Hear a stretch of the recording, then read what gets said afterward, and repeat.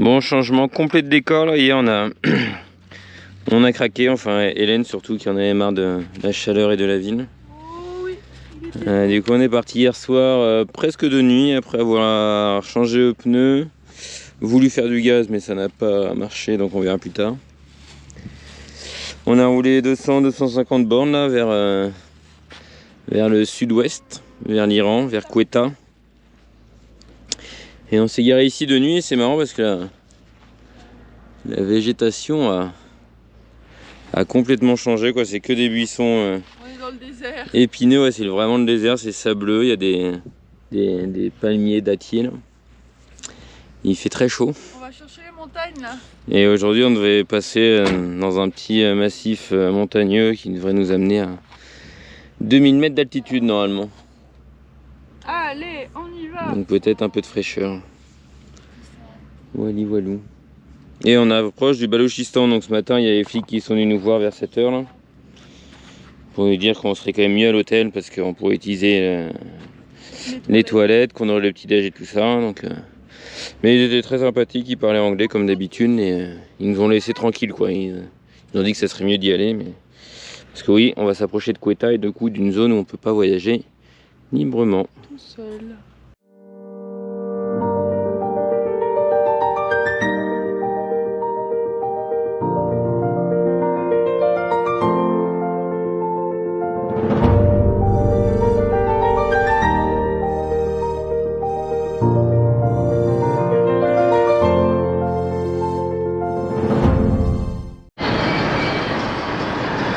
On a quitté l'autoroute là, internationale. Et du coup c'est beaucoup plus anarchique.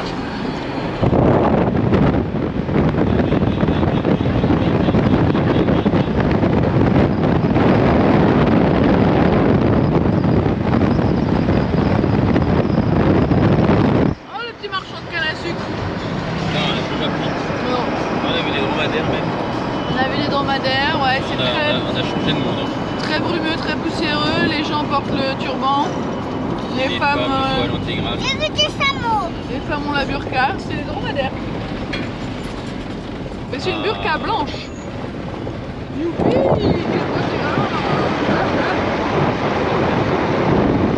A priori la route, parce qu'il y avait une autoroute normalement qui allait tout droit, s'est fait détruire par les inondations d'il y a 2 ans.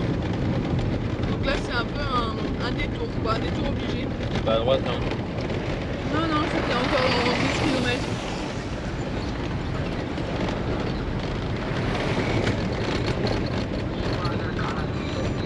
Ah si, c'était à droite.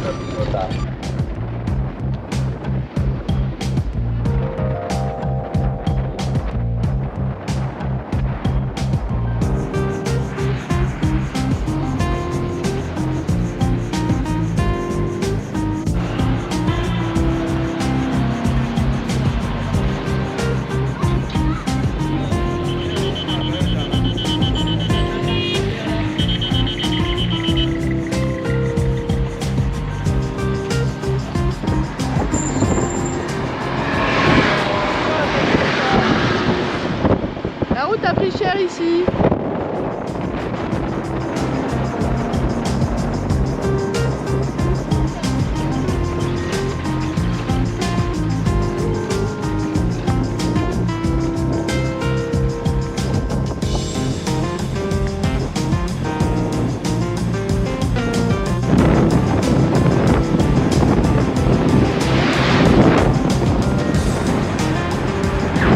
Impressionnant, c'est à se demander si on va passer à côté de lui.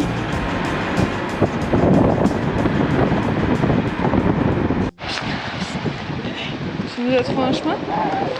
On essaie d'être discret pour pas que les gens nous voient aller nous baigner. Prends les bras de papa. Sinon c'est sûr à 30% qu'on va se faire déloger. Ouais.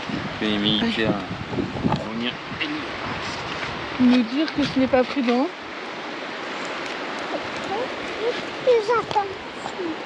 Oh, regardez comme elle donne envie, elle est bleue, elle est magnifique. C'est ce que je pensais faire en tous les cas. Allez, à l'eau. Waouh, Eléa. Regardez mes sonages. Ah bah ça fait du bien de se rafraîchir, de manger un coup, de pas se faire déloger par la police. De pas se faire envahir. Ne pas se faire envahir non plus. Et que oui, on a rencontré quelques des habitants du coin, donc des Pashtuns, avec leur turban sur la tête. Et bien, bah, comme le reste des Pakistanais, ils étaient contents de nous voir. Donc voilà, très chouette spot. Bon, c'est au bord de route. Hein, mais... Là-bas, il y a un petit village.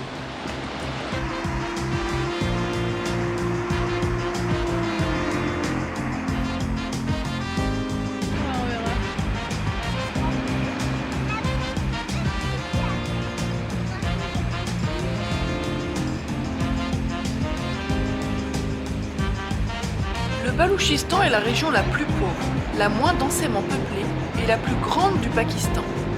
C'est aussi la plus conflictuelle et où l'on retrouve surprenamment le sous-sol le plus riche. Séparée entre l'Afghanistan, l'Iran et le Pakistan et peuplée de plusieurs ethnies, cette région mériterait de s'y attarder un peu plus.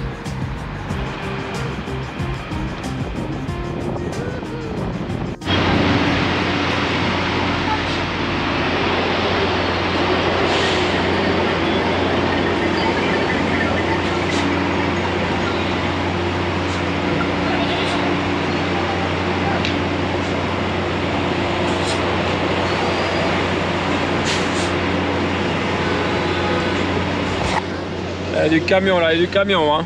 Il y a une voiture qui arrive, je te dirai quand il y en aura plus. Pas du tout, ouais, c'est bon, on se rappelle un autre. Oui, ça va vite. Oui, c'est pas très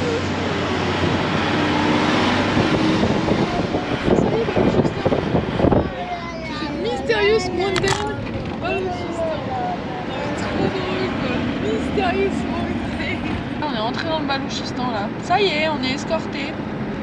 Bon, pour le moment, c'est qu'une moto, mais un mec qui vient de prendre sa Kalachnikov là. En fait, on s'était arrêté un checkpoint, ils ont pris nos passeports, appelé quelqu'un au téléphone. Laissez ils nous ont laissé repartir. partir. Ah, pas d'escorte. Et en fait, je sais pas, 10 km plus loin, une moto qui nous attendait sur le bord de la route. Avec le drapeau pakistanais. Et du coup, il nous a dit de le suivre, on l'a suivi jusqu'au camp militaire d'après. Il a récupéré sa Kalach là et puis. Contrôle des passeports et puis c'est parti. Puis voilà. Et c'est bien, on roule à 30. Ça va être plus long que prévu.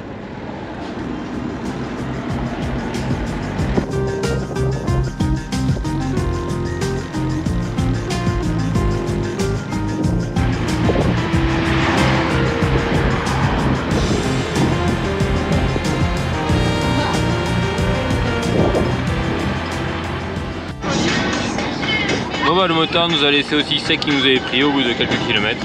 On sait pas trop pourquoi mais bon c'était peut-être une zone dangereuse. En tout cas on est de nouveau tout seul. Et là on traverse un espèce de petit plateau d'altitude, on est à 1005 en gros. Entre 1005 et 1008 je crois. Et il y a plein d'oliviers. Ça faisait fort longtemps qu'on n'avait pas vu et ils sont mastoc, donc ça va faire des centaines d'années qu'ils cultivent les olives ici. Les paysages sont sympas et le fond de l'air est plus frais. Et ben encore à voir un checkpoint de police. Bon du coup on se tente le camping sauvage pour ce soir, là on est point de dormir dans une station de police.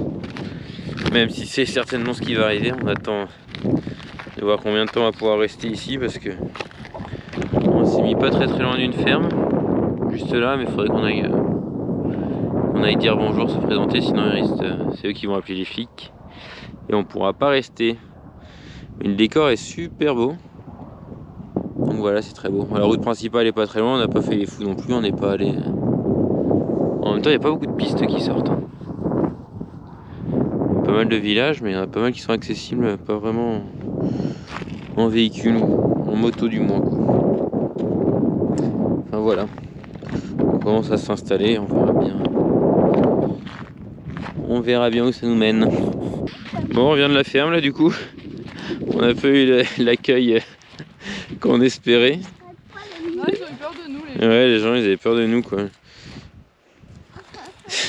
Allez, enlève-toi. Il y avait au moins 15 gamins là-bas dedans. Et on leur a apporté des Smarties, des trucs comme ça, mais ils les ont pas pris parce que ils avaient peur de nous quoi. Ils se barraient pour se cacher. Et on essayait juste d'expliquer qu'on voulait dormir et en fait ils nous ont dit que non, ils voulaient pas qu'on reste quoi. Du coup on va On va bouger. Voilà. Comme dit Hélène, on aurait peut-être pas dû aller les voir, mais bon, au moins, vaut mieux ça plutôt qu'ils viennent à 15 dans la nuit pour nous dire de partir. Et par contre, le truc cool, c'est que on a ressorti les petits pulls parce qu'on est à combien d'altitude là, 1005 peut-être, et du coup il fait frais. Donc c'est chouette, on va dormir tranquillement. Oui. Voilà, finalement on est reparti, on l'a pas trop senti. Échec et mat. Ouais, donc on roule une centaine de kilomètres, on a vu un point sur Overlander dans une police station, donc voilà. Là, on a déplacé après avoir visité la ferme, on s'est déplacé, il y a 2 motos qui sont venues. Un des types nous a proposé d'aller chez lui, il nous a amené à un endroit mais c'était pas chez lui, c'était un peu sa ferme où il faisait des tomates. Ouais, c'est flippant, hein, ils nous éblouissent les camions. Et à partir du moment où Hélène s'est fait toucher les fesses, on s'est dit que c'était peut-être pas une bonne idée de rester. Ouais. Voilà. Et puis en vrai on n'est pas rassuré parce qu'entre ce qu'on entend et les escortes, machin, on sait pas trop. On sait pas trop comment réagir, on a envie de rencontrer du monde mais en même temps. Ouais, puis de nuit c'est pas évident. Ouais voilà, une fois qu'il fait nuit c'est mort quoi. Et moi, je vais regarder un dessin animé, Frères des ours. Bon alors, petite mise à jour. On est arrivé dans une ruelle près de la police station. On a rencontré quelqu'un qui parlait pas anglais, qui nous a filé quelqu'un au téléphone, qui nous a emmenés ici, où nous avons commencé à faire à manger, où nous avons même commencé à manger en train de finir.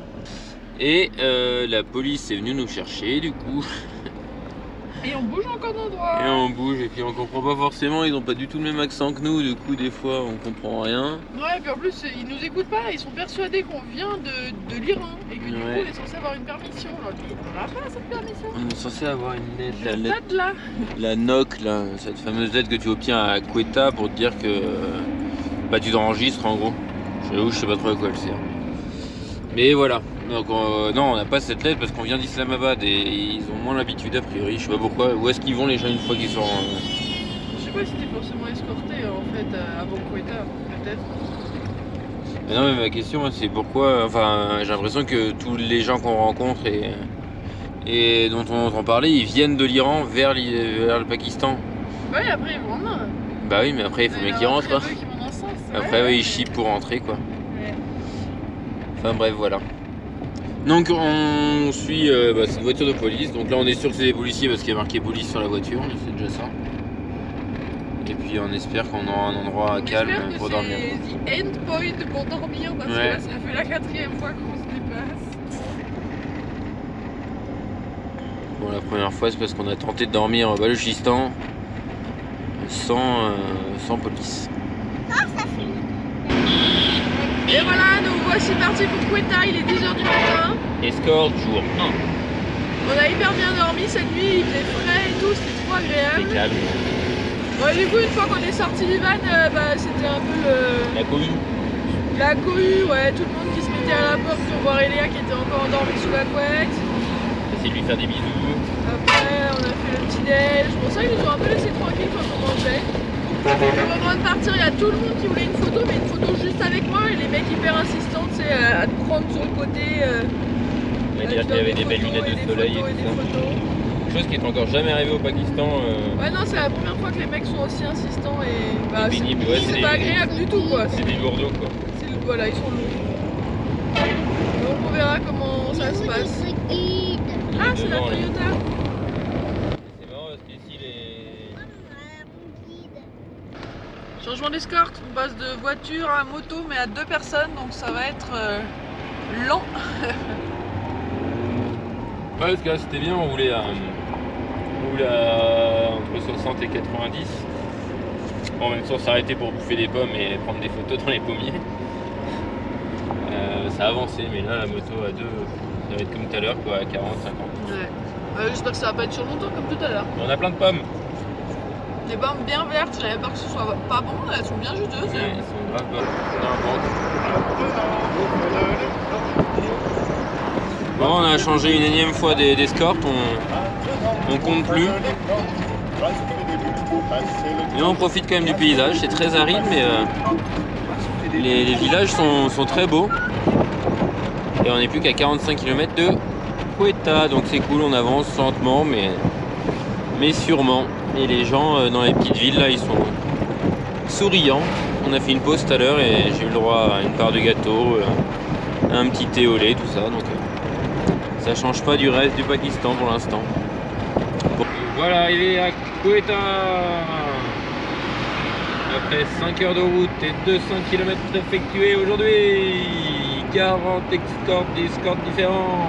Peut-être pas 40, mais ça annonce la couleur pour les 650 prochains kilomètres. Nuit. Ça fait 3 jours quoi. Flèche. Parfait. Nuit. Le temps va nous paraître long. On va prendre sur nous et on va prendre ça du bon pied, hein, Ariel. Non, c'est plutôt une flèche vers le bas.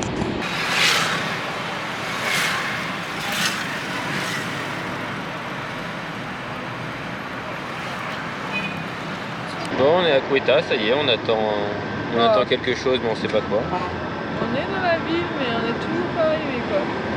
Il y a un peu trop de gens armés pour qu'on se sente parfaitement serein. Il y en a partout, quoi. Des militaires, il y a de la sécurité, la police, les vices, et je sais pas combien de groupements armés qui gravitent autour de nous ou pas. Et on sait pas trop pourquoi d'ailleurs. Bon, non, c'est rien. Bon voilà, on a attendu 3 heures, on n'est pas allé à la banque ni fait l'essence parce qu'ils nous cherchent un endroit pour dormir. En fait non, ils font rien quoi. Ils cherchent rien du tout. Ouais, en fait ils nous expliquent pas grand chose, on sait pas trop ce qu'on fait machin. Ils ont l'air d'être flemmards à souhait. Ouais, après un peu tout ça à la rigolade, mais bon. Bon, tant mieux hein, que ce soit pas trop sérieux non plus, mais. Et du coup on dort voilà, dans la rue, contre un magnifique mur de briques. Là c'est donc on est dans une grande enceinte militaire. Là-bas il y a une barrière avec des gardes. C'est la rue derrière. Enfin c'est que des bâtiments militaires en fait là où on est. Là où il y a de la lumière, c'est une petite mosquée avec la comment ça s'appelle la station de police. Bâtiment de voiture de police aussi là. Donc voilà, donc c'est un peu passant. Donc on a attendu 2-3 heures pour ça. Mais bon, c'est pas grave, une fois les portes fermées, on sera chez nous, on sera bien. On se préparer à manger tranquille. Et puis demain est un autre jour, on verra bien comment ça se passe, si on part à midi ou si on arrive à partir avant. Dans tous les cas, il faut qu'on fasse de l'essence parce qu'on est en réserve. Et pour ça, il faut retirer des sous.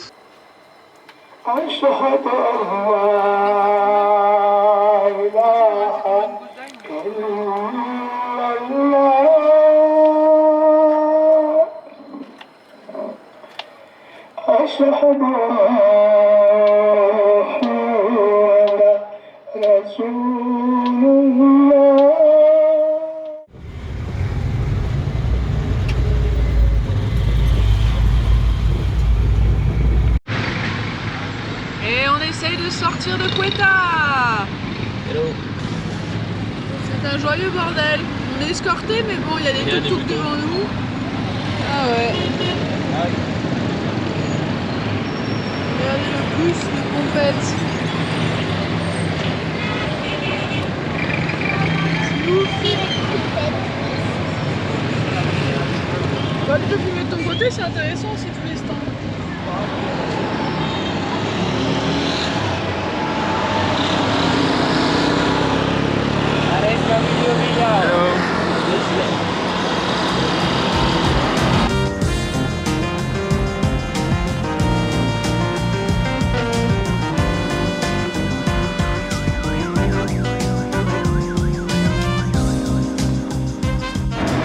Et 10e escorte de la journée, alors qu'on a fait 83 bornes. 85 allez. Ça fait 2h30 qu'on est parti. Oh, il y a eu le temps, ça a un peu faussé les trucs. Et du coup ce matin on a pu retirer des sous, faire le plein, tout ça. Là il y a eu un peu d'attente, du coup on a profité pour faire une petite salade et acheter des élabia, des jalibis ou des trucs comme ça quoi. Et les décors ont bien changé là, il s'est bien plat, bien aride, bien sec. Et bon, le fond de l'air est bon mais ça tape le coquillage quand même. Hein. Ouais, surtout quand on s'arrête. Avec de l'air, ça va, mais Ouais. quand on s'arrête. Et on croise des pick-up remplis de jerrycans d'essence ou de diesel, je sais pas. Et les camions, c'est quasiment tous des camions citernes. Donc ça se trouve, ils vont s'approvisionner dans le pays voisin qui est l'Iran.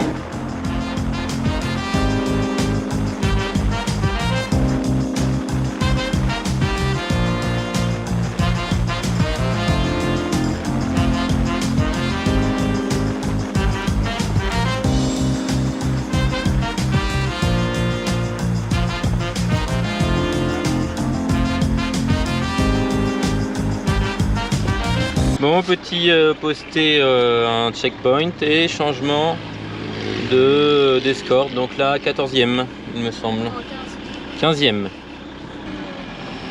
Personne qui arrive à droite. Non. Et voilà où est-ce qu'on était. T'as pris ta bouteille?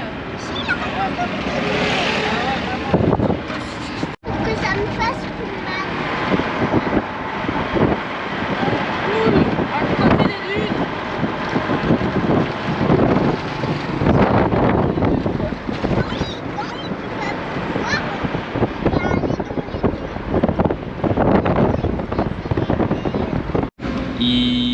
Il est 18h30, ça va faire 8 heures qu'on roule, presque non-stop. On a eu, je sais pas, 2-3 petites pauses par-ci par-là, 10 minutes, un quart d'heure quoi. On a eu une petite vingtaine d'escortes différentes. Ouais, Et c'est ça. on a fait 325 bornes, Donc la moitié du trajet. la moitié du trajet. Donc là il commence à faire nuit, on est à, j'ai déjà dit qu'on était à D'Albendine. Dalbandin, au cœur du Balouchistan. On vient de traverser de ces dunes, c'était magnifique. Ouais, c'était vraiment très beau là. Et là c'est chouette, c'est l'activité en ville, là c'est l'activité du soir, tout le monde est dehors. Et on passe pas inaperçu quoi, hein. Je sais pas si c'est le véhicule ou si c'est nos tronches, mais les gens nous repèrent en tout cas. On va Donc dormir voilà. à la police station, une Ouais. fois n'est pas coutume. Ah, l'appel à la prière. Ils ont commencé. Bah, le soleil vient de se coucher en fait là. C'est pour ça qu'il y a le muezzin qui chante, il appelle à la prière.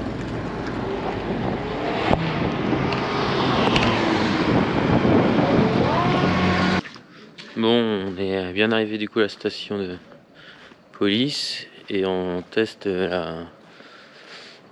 l'accueil pakistanais jusqu'au dernier moment dans ce pays, c'est incroyable.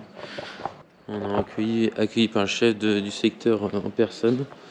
Là on est dans sa piole, il nous a mis la télé, il nous a apporté des fruits, du coca, enfin tout ça. On a une chambre à disposition, le lieu est super sympa, on est super tranquille. En plus c'est joli. La chambre qui est mise à notre disposition. On verra, on va plutôt dormir dans le van je pense. Mais... Tu fais une vidéo? Ouais, et puis là une petite salle de bain avec une vraie douche, ça fait trop du bien. Et qu'est-ce que c'est ici? Un petit chimpanzé qui prend son bras dans son seau. C'est bien, ça fait du bien. Ça refroidit hein. Et là en sortant j'ai croisé le gars qui était en charge de la sécurité du lieu, qui m'a dit que son chef avait commandé un dîner pour nous et que là du coup il partait au marché, au bazar pour aller chercher des ingrédients et nous faire à manger. C'est fou. Et voilà, on s'en va de ce petit quartier Ce petit havre de paix. de tranquillité. On n'aura pas vu le chef, mais bon. C'est parti, dernière journée de Lévis normalement. Bye bye. Ouais, thank you. Allez, c'est la street maintenant. Même combat. Même combat. Ça vend du pétrole à gogo ici. Avec ces vieux Nissan bleus qui transportent, je sais pas pourquoi ceux qui sont attribués au transport de De diesel, d'essence. marché noir de carburant. C'est impressionnant. Bah là, on en voit Bah, quelques-uns. Dernier poste avant la frontière. On est à combien donc 170 km de la frontière. On va embarquer quelqu'un avec nous. Donc on va plus suivre de voiture. Et du coup, il y a une petite route là-bas dans le désert. J'ai demandé c'était quoi. Est-ce qu'il y a plein de voitures dessus qui étaient chargées de diesel. En fait, c'est une route illégale. pour l'Iran.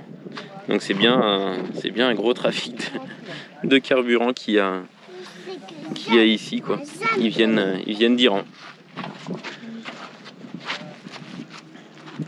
Et les paysages sont complètement désertiques. Ça fait longtemps qu'on n'a pas vu une habitation là. Bon bah du coup il est 10h10, on a déjà bien roulé ce matin. Et là je suis reléguée à l'arrière parce qu'il y a un mec armé à côté des VA. On a un peu moins de 200 bornes. Donc on espère qu'on va pouvoir faire ça d'une traite, ce serait trop bien. Ça nous laisserait le temps d'arriver en Iran tranquille, de prendre nos marques tant qu'il fait jour, d'échanger les sous, d'avoir une carte SIM, tout ça quoi. Contrôle militaire. On sait pas trop ce qu'on doit faire.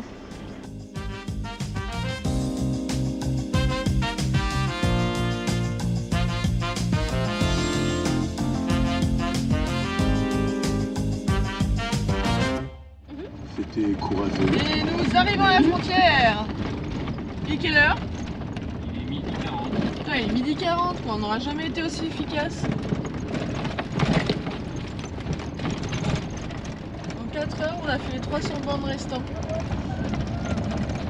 Donc voilà, les portes du Pakistan pour la sortie et les portes de l'Iran bientôt. J'ai revêtu mon pull à manches longues alors qu'on crame. Et une fois passé la frontière pakistanaise, je mettrai mon hijab. Ça va être très très dur à supporter avec la chaleur. Allez, c'est parti pour la frontière.